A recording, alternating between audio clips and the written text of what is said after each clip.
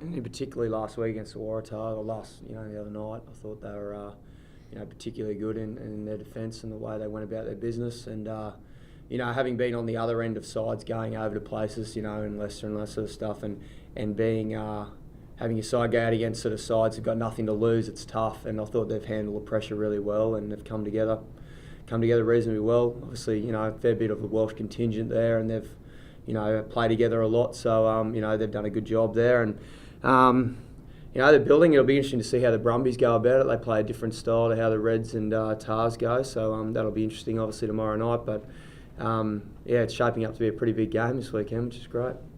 The blokes that bought in aren't much smaller, so I don't think it'll change too much. If it is right that Jamie's injured, it's unfortunate for him because he has had obviously injury problems at some sort of key moments through his career, and he's a bloody good player. So it's tough for him if that is the case. But look, obviously Manu can play bloody well. We've seen that. We've been on the end of that firsthand.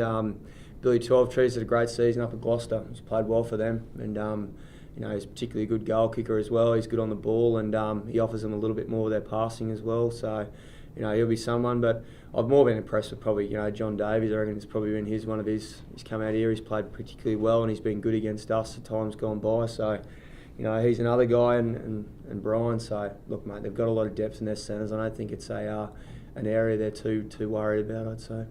Oh, look, it's something I've done pretty regularly, so I suppose it's I think maybe that's one of the assets I bring to the table, in the sense that I can cover a few positions like that. Now, whether people always say you got to have one position, but I think it's something I've tried to probably differentiate myself in a way to be able to do that.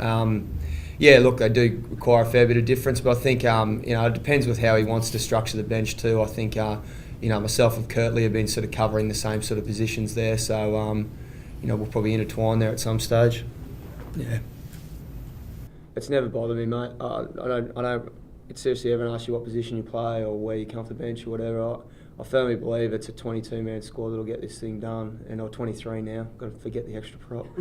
But I firmly believe it's a squad thing that gets this sort of thing happening. And as you've seen in pretty much all Super Rugby games, and it continues on, games are decided in the last 10. So often it's whoever's got a stronger bench and finishes the game, the better, tends to come out on top. And whoever is on our bench this Saturday night's going to have a big role in front of them when they come onto the pitch, because as we've seen the last few games, pretty much most sides, both teams have been out on their feet after 40, and I'd say the test match intensity this first one's going to be no different, even maybe up a step. So it's going to be a big role for those guys coming on.